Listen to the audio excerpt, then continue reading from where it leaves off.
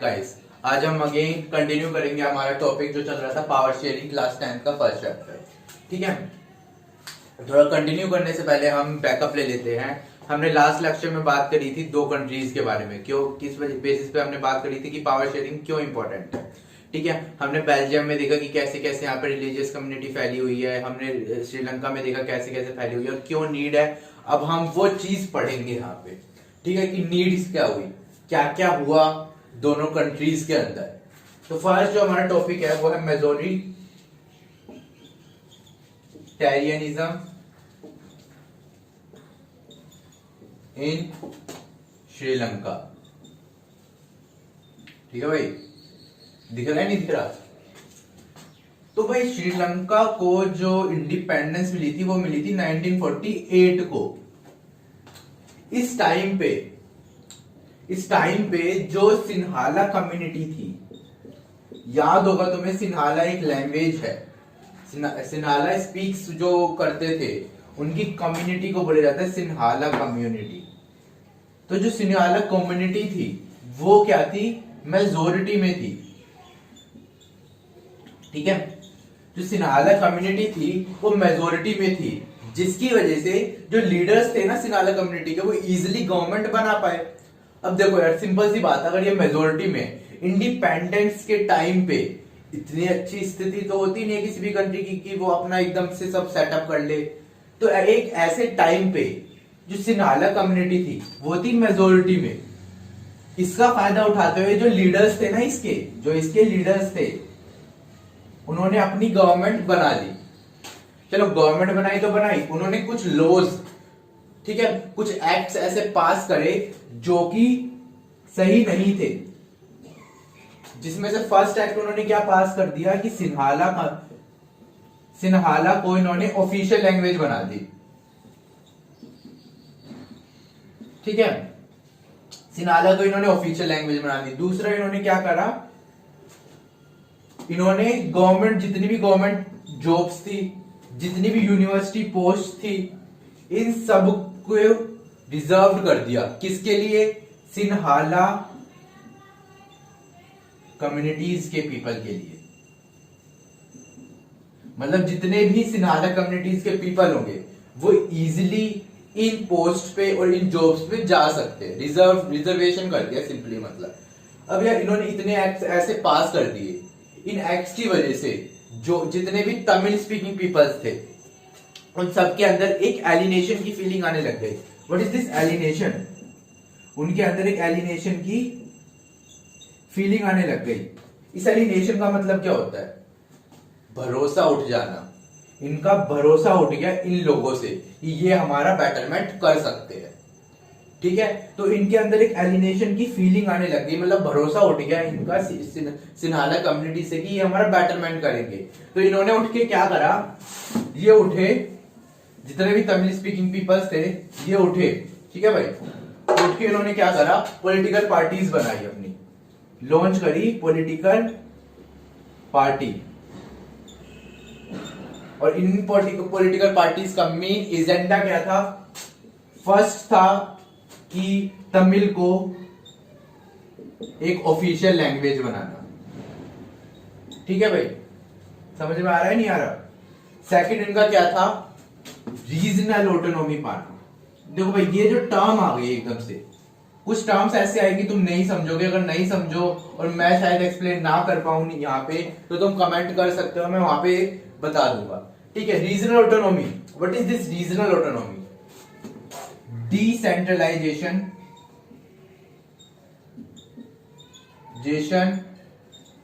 Of regions, या फिर हम कह सकते हैं ऑफ गवर्नमेंट इन रीजन्स। ठीक है, इसका मतलब क्या है कि देखो, सेंटर पे कॉमन अथॉरिटी ना होना, सेंटर की जितनी भी पावर्स है ना उनको डेलीगेट कर देना रीजन्स में, इसे कहते हैं रीजनल ऑटोनॉमी। मतलब सिर्फ सिन्हाला कम्युनिटी को ही सारे डिसीजन लेने का हक नहीं है, तमिल वाले भी डिसीजन ले सकते हैं, जितने दोनों तमिल से ले सकती है, श्रीलंका तमिल भी अपने डिसीजन ले सकते हैं, इंडियन तमिल भी ले सकती है और जितने भी एक्स्ट्रा क्रिश्चियंस वगैरह प्रेजेंट है सब अपने डिसीजंस ले सकते हैं। इसे कहते हैं रीजनल ऑटोनॉमी पाना। ठीक है, आप सिंपली याद कर सकते हो डिसेंट्रलाइजेशन मतलब। और चलो ये टॉपिक से हटके हम थोड़ी सी बात कर लेते हैं, 5 मिनट की बात है, आप समझो। जब ब्रिटिश हमारे इंडिया में आई थी तो क्या हुआ था, वो सबसे पहले कहाँ पे आई थी, बंगाल रीजन में आई थी। तो उन्होंने बंगाल रीजन में आई, देन मुंबई को घेरा, देन मद्रास को घेरा, उन्होंने ऐसे ही पूरे इंडिया को घेरा। तो वहां पे उन्होंने क्या करा कि वहां जितने भी मुंबई की पावर थी, जितनी भी महाराष्ट्र की पावर थी, उसे उठा के बंगाल में भेजा। ठीक है, बाद में जितनी मद्रास की पावर थी उसे उठा के उसे भी बंगाल में भेज दिया। मतलब यहाँ पे उन्होंने सेंट्रलाइजेशन कर दिया। दिख रहा है सेंट्रलाइजेशन की, महाराष्ट्र की पावर को भी बंगाल में भेज देना, ठीक है, मद्रास की पावर को भी बंगाल में भेज देना। मतलब बंगाल एक मेन हेड हो गया, सेंटर हो गया, जो डिसाइड करेगा कि अब इन प्लेसेस पे क्या क्या होगा। इसे कहते हैं सेंट्रलाइजेशन। ठीक है, और डिसेंट्रलाइजेशन क्या होता है कि अगेन बंगाल से महाराष्ट्र में एंड मद्रास में पावर का शिफ्ट होना, डेलीगेट होना। ठीक है ना, डेलीगेट हम कह सकते हैं कि डेलीगेट आप एग्जाम्पल के तौर पे समझो तो अगर मैं एक टीचर हूं, ठीक है, मेरे सामने स्टूडेंट्स बैठे हैं, मैंने कुछ स्टूडेंट्स को, एक स्टूडेंट को बोल दिया कि कल से आप इस रूम का लाइट ऑन करोगे एंड कल से आप बोर्ड रफ करोगे। तो मैंने क्या करा, अल्टीमेटली तो अथॉरिटी मेरे पास ही थी कि मैं लाइट ऑन कर सकता हूं, मैं बोर्ड को इरेज कर सकता हूं, मैं चेयर्स को शिफ्ट कर सकता हूं, बट मैंने जस्ट अपनी पावर को डेलीगेट कर दिया। डेलीगेट कर दे कि आप ये काम कर सकते हो, आप ये काम कर सकते हो। ठीक है, तो इसे कह सकते हैं हम डिसेंट्रलाइजेशन टाइप। ठीक है ना, तो अगेन अपने टॉपिक पे आ जाते हैं। और थर्ड इन्हें चाहिए था इक्वालिटी। हालांकि ये माइनॉरिटी में थे बट स्टिल ये चाहते थे कि हमें इक्वालिटी मिले, हमें भी उतनी ही अपॉर्चुनिटी मिले जितनी एक सिन्हाला कम्युनिटी मेंबर को मिलती है। ठीक है, ये सारे वो चीजें चाहते थे, ये 3 चीजें मेन वो चाहते थे। बट क्या करे, मेजोरिटी में कौन था, बताओ। मेजोरिटी में तो भाई सिन्हाला थे। और कितने मेजोरिटी में थे, 74%। बेटा कम नहीं होता है 74%। ये तीनों चीजें इन्होंने मना कर दी। अब मना करी तो ये भी कम नहीं है, इन्होंने सिविल वॉर स्टार्ट कर दी। अब दोनों के बीच में सिविल वॉर हो गई। भाई जब आपको आपके राइट्स ही नहीं मिलेंगे और आपको परेशान करा जाएगा तो आपके पास क्या बच जाएगा, क्या करोगे आप लास्ट में आके। ठीक है, सिविल वॉर की कंडीशन है, पैदा हो गई, वहां पे सिविल वॉर होने लग गया। अब सिविल वॉर की वजह से क्या हुआ, थाउजेंड्स ऑफ पीपल मर गए। थाउजेंड्स में पीपल्स, वही पीपल्स में यूथ मर गई, यूथ की डेथ हो गई। और किसी भी कंट्री में यूथ की डेथ होना ना बहुत बड़ी बात होती है, क्योंकि यही है वो जो संभालता है। ठीक है ना, यही है जो कंट्री के डेवलपमेंट को संभालता है। अगर यूथ की डेथ हो जाती है तो कंट्रीज का डेवलपमेंट तो वैसे ही आधा हो गया। और इस सिविल वॉर की वजह से जितने भी सोशल एम था, इकोनॉमिक एम था, सब बर्बाद हो गया। मतलब एक जस्ट इनके तानाशाही की वजह से जितना भी इनका सोशल एम था, इकोनॉमिक एम था, कल्चरल एम था, सब बर्बाद हो गया। ठीक है ना, तो ये हुआ था श्रीलंका में 1948 के बाद। मतलब श्रीलंका स्टार्टिंग से वेरी रिच कंट्री रही है, काफी रिच कंट्री रही है, बट इन कंडीशंस की वजह से, इस सिविल वॉर की वजह से काफी इफेक्ट पड़ा था श्रीलंका को। ठीक है, ये बात अब 2 मिनट साइड में रखो आप। ठीक है, ये याद रखना ये बात। हम एक और, अब हम नया बेल्जियम का देखते हैं अब क्या हुआ। ठीक है, ये याद रखना, आप भूलना मत, इसके बारे में हम दोबारा वापस आएंगे। बेल्जियम का देखो अब आप, बेल्जियम में क्या हुआ था। बेल्जियम में इससे उल्टी, बिल्कुल उल्टा ही हुआ था। ठीक है, बेल्जियम के हम बोलते हैं अकोमोडेशन इन बेल्जियम। 2 मिनट इस वर्ड का मतलब समझ लेते हैं, क्योंकि हम चैप्टर तो करते ही रहेंगे यार, चैप्टर तो करते ही रहेंगे, वर्ड्स का मीनिंग नहीं पता होगा तो कैसे काम चलेगा। पिछले वर्ड में मैंने मेजोरिटेरियनिज्म लिखा था, उस वर्ड का मीनिंग क्या था कि मेजोरिटी जो पीपल है ना वो श्रीलंका को संभालती है। अकोमोडेशन का मतलब है यहाँ पे कि यहाँ पे एक सही से एक मेंबर ऑफ कमिटी बना के रूल हुआ है, एक प्रॉपर रूल हुआ है, अकोमोडेट करा है। ठीक है, बेल्जियम को एक अच्छी तरीके से संभाला है। इस लाइन पे सही से मीनिंग ये हो सकता है कि संभाला है अच्छी तरीके से। ठीक है, तो जो लीडर्स थे ना बेल्जियम के, उन्होंने बहुत अच्छी तरीके से, बहुत डिफरेंट पाथ से, मतलब डिफरेंट तरीके से कह सकते हैं हम, डिफरेंट वे से इस कंट्री को इजिली संभाल लिया। मतलब इजिली, बिल्कुल बिटवीन 1970s एंड 1993 लगभग 4 अमेंडमेंट्स करी इन्होंने अपने कॉन्स्टिट्यूशन में। कि क्या देखते हुए कि जितने भी इनके वहां सिटीजन्स है उन सबको इक्वल राइट्स मिले इस कंट्री के अंदर। क्यों? अगर इक्वल राइट्स नहीं मिलेंगे तो श्रीलंका जैसी कंडीशन हो जाएगी, चाहे वो माइनॉरिटी में ही क्यों ना हो, चाहे जर्मन पॉपुलेशन, लास्ट लेक्चर याद करो 1% जर्मन थे, ठीक है।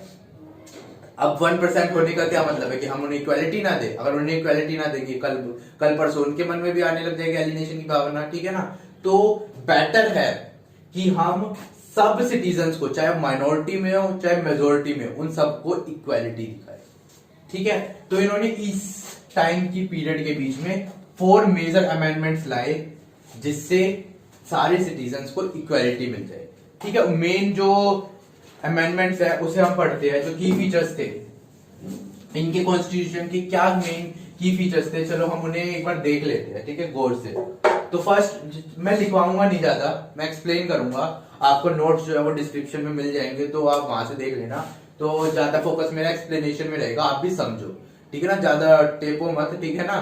तो टेपने से कुछ नहीं होता, आपका ध्यान मेनली उस पर रहेगा, आपका ध्यान इस पे जाएगा ही नहीं। आप बस ये देखोगे कि बस मेरे को लिख लो क्वेश्चन के आंसर इसी में से निकालूंगा।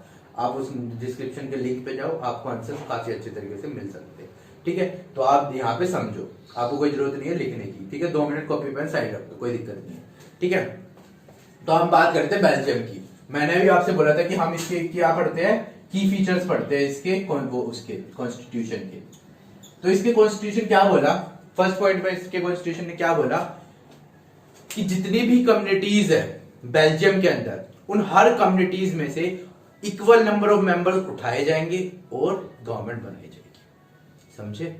मतलब हर कम्युनिटी में सबको राइट होगा, इक्वल पोजीशन पे राइट होगा कि वो कोई भी इलेक्शन आके लड़ सकते हैं, किसी भी एक मिनिस्ट्रियल पोजीशन को पा सकते हैं, मतलब इक्वालिटी आ जाएगी, ठीक है। हम सिंपली कह सकते हैं कि जो नंबर ऑफ मिनिस्टर्स होंगे ना हर कम्युनिटी से, वो सेम होंगे, ठीक है। तो फर्स्ट की फीचर हम क्या कह सकते हैं कि नंबर ऑफ मिनिस्टर्स जो होंगे ना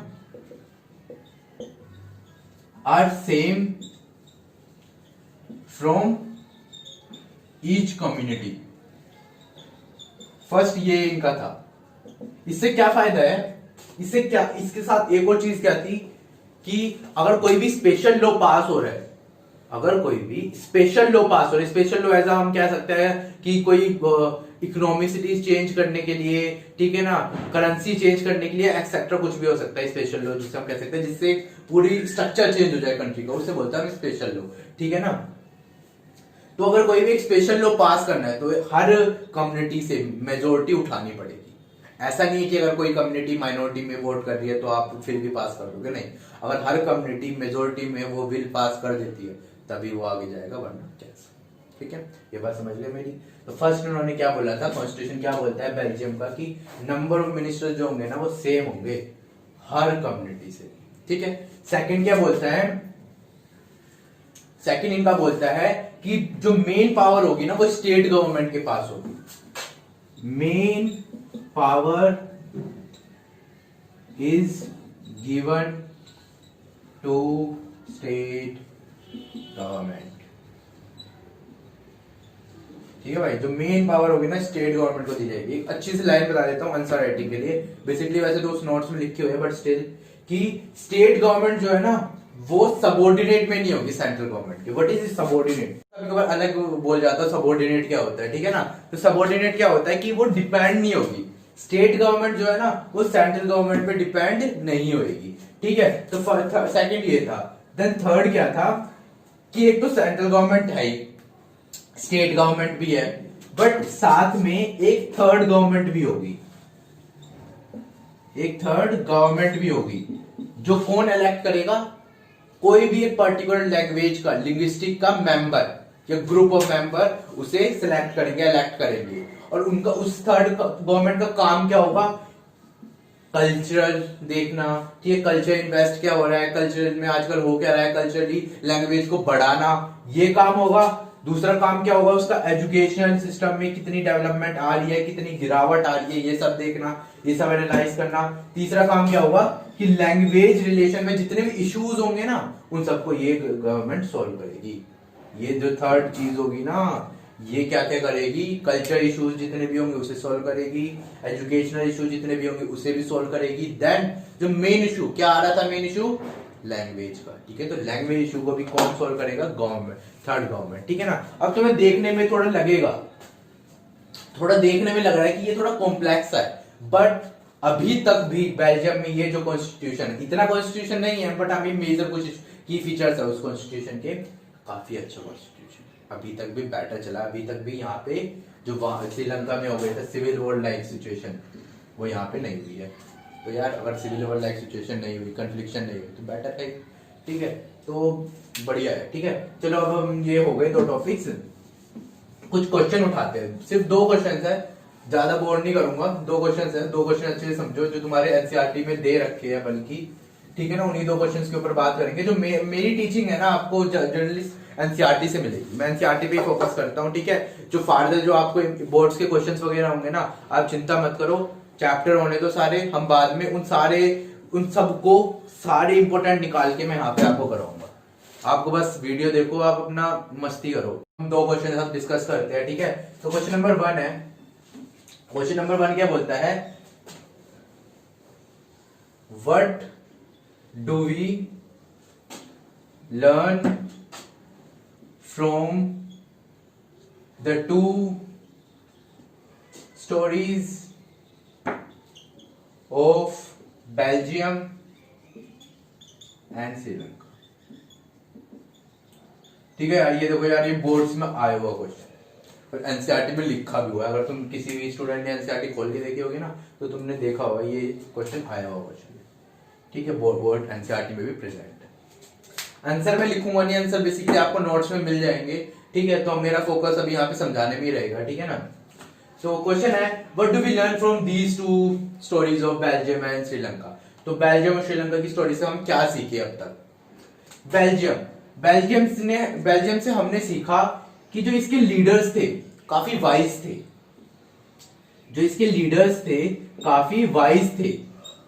इन्होंने रिस्पेक्ट करी हर रिलीजन की, इन्होंने क्या करा, रिस्पेक्ट करी एवरी रिलीजन की, और एक बढ़िया सा कॉन्स्टिट्यूशन बना के दे दिया जिससे हर रिलीजन को, हर सिटीजन को सारे राइट्स मिले, इक्वल राइट्स मिले।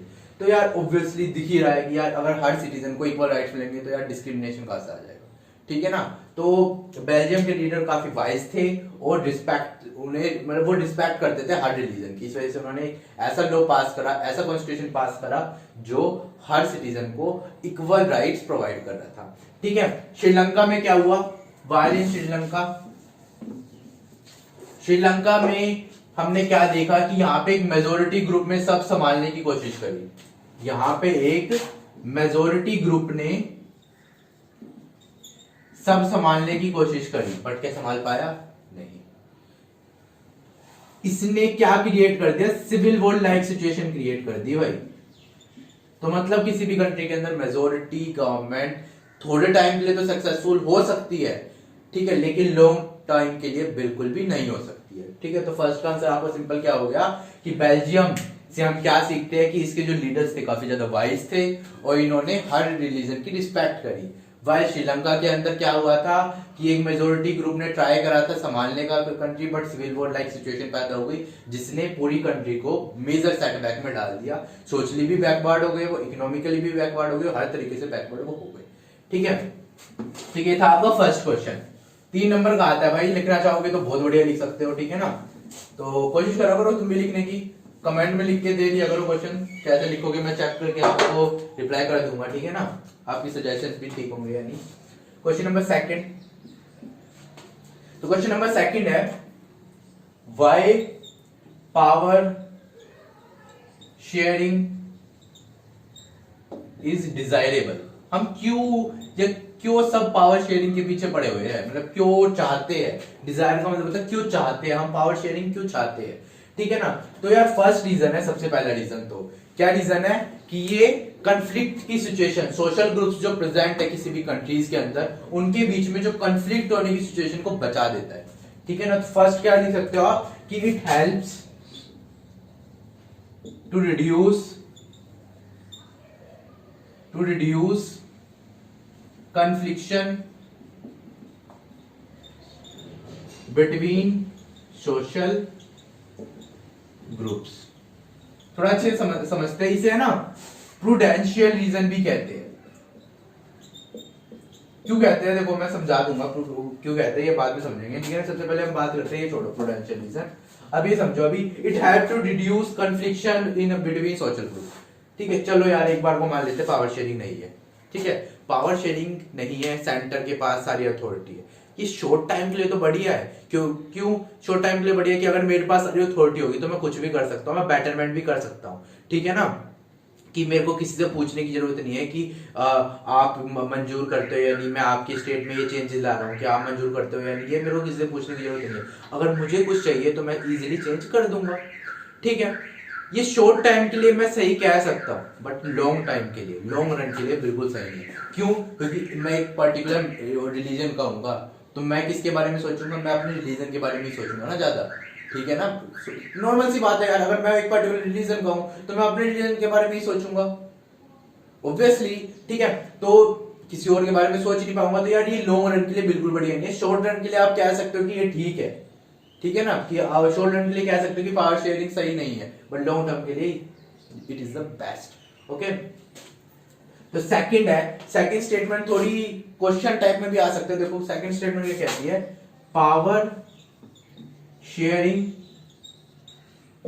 Is very spirit of democracy. देखो ये ऐसी आंसर का सेकंड पॉइंट है कि आपको इसका समझ ही नहीं आएगा ये क्या बोलना क्या चाह रहा है, वेरी स्प्रिट ऑफ डेमोक्रेसी, ठीक है। तो देखो क्या होता है इसका, क्या मीनिंग है, अगर कोई आ जाए कि discuss what is the meaning of this statement, ठीक है ना। देखो पावर शेयरिंग क्या करता है कि हर पीपल, पावर जो किसी भी कंट्री के अंदर अगर पावर शेयरिंग है तो हर कोई भी पीपल जो है वो कंसल्ट कर सकता है कि कैसे गवर्नमेंट जो है वो रन करेगी, या जो उसे चाहिए डिजायरेबल चेंज अगर मुझे चाहिए मेरी कंट्री के अंदर, कि अगर ये जो चीज है वो सही नहीं है मेरी कंट्री के अंदर, तो मैं आवाज उठा सकता हूँ। इसे कहते हैं स्पिरिट ऑफ डेमोक्रेसी, ठीक है ना। कि अगर मेरे को लग रहा है कि मेरी कंट्री के अंदर, ठीक है ना, ये चीजें सही नहीं, अगर सपोज एक एग्जांपल ले लेते हैं इंडिया का, ठीक है, आपकी जीके भी बढ़ेगी, ठीक है। और अगर कोई आप में से एसएससी या यूपीएससी की प्रिपरेशन करना चाह रहा है तो उसके लिए भी इंपॉर्टेंट पॉइंट है। 2000 में एक लॉ पास हुआ था इंडिया के अंदर, आईटी एक्ट लॉ, जिसके अंदर ये था कि हर जितने भी इंडिया के अंदर कंप्यूटर्स, फोन है, सबके जो पर्सनल डाटा है वो रिकॉर्ड करे जाएंगे। मतलब अगर आप किसी से बात भी कर रहे हो ना चैटिंग पे, तो वो रिकॉर्डिंग्स आपकी रखी जाएगी। चलो ये बात तो सेकंड बात है, ये चलो अभी भी है, लेकिन जो मेन था वो क्या था कि अगर आप किसी भी एक पॉलिटिकल एंटिटी के ऊपर कुछ कमेंट डालते हो तो आपको जेल में डाला जा सकता है। फॉर एग्जाम्पल, वो मुंबई के अंदर बाल ठाकरे जी की जब मृत्यु हुई थी तो एक लड़की ने पोस्ट डाला था कि प्रोटेस्ट क्यों कर रहे हो आप, एक पॉलिटिकल एंटिटी की डेथ पे आप प्रोटेस्ट क्यों कर रहे हो, आपने क्यों बंद लगाया गया है। बंद का मतलब होता है बंद कर दी पुलिस, ठीक है ना। पूरा मुंबई का जो एक पूरा एरिया था वो बंद लगा दिया था, ठीक है ना। तो आप क्यों बंद लगा रहे हो, ठीक है। तो उस लड़की को वहीं पे उसके अगेंस्ट केस दर्ज हुआ और उसे जेल में डाल दिया गया 2 साल के लिए, ठीक है। ऐसे ही काफी सारे केसेस वहां पे हुए, ठीक है ना। तेलंगाना में एक बिजनेसमैन ने किसी पॉलिटिकल एंटिटी के ऊपर लिख दिया कुछ, तो उसे भी जेल में डाला गया। तभी एक लड़की उठी, ठीक है, ज्यादा बड़ी लड़की नहीं थी, एक लॉ की स्टूडेंट थी, तो सुप्रीम कोर्ट में पहुंची और उसने ये बोला, 2004 की बात है, 2003 या 4 की बात है ये, वो सुप्रीम कोर्ट में गई, उसने ये बोला कि क्या ये जो लॉ पास हुआ है वो मेरे राइट टू स्पीच को दबा नहीं रहा है। क्यों? क्योंकि मैं किसी पॉलिटिकल एंटिटी के बारे में कुछ बोल ही नहीं पा रही हूँ, मैं बोलती हूँ तो मेरे को जेल में डाल देते हैं। तो ये इस वजह से इस लॉ को उसी time null and void declare करके इसे बंद कर दिया गया, ठीक है। तो यार power sharing is spirit of democracy में क्या समझाना चाह रहा था कि आप अपनी विल से, ठीक है, आप अपनी विल से, ठीक है ना, कंसल्ट करके किसी भी लॉ को पास करवा सकते, ठीक है ना। अगर आप मेंबर हो, ऐसा नहीं कि मैं एक सिटीजन हूं तो मैं अभी करवा दूं, क्यों यार, समझ भी तो होनी चाहिए ना। ऐसा थोड़ी है कि आपको कोई लॉ चाहिए, एक बच्चों का खेल थोड़ी है हर चीज करना, ठीक है ना। तो अगर आप मेंबर हो उस चीज के तो आप अपनी आवाज उठा सकते हो, ठीक है ना। जस्ट ये कहना चाह रहा था। तो ये आपका नेक्स्ट टॉपिक भी कंप्लीट हो चुका है, ठीक है, जहाँ पे हमने बात कर ली है कि कैसे श्रीलंका के अंदर चेंजेस आए, कैसे बेल्जियम के अंदर चेंजेस आए, ठीक है।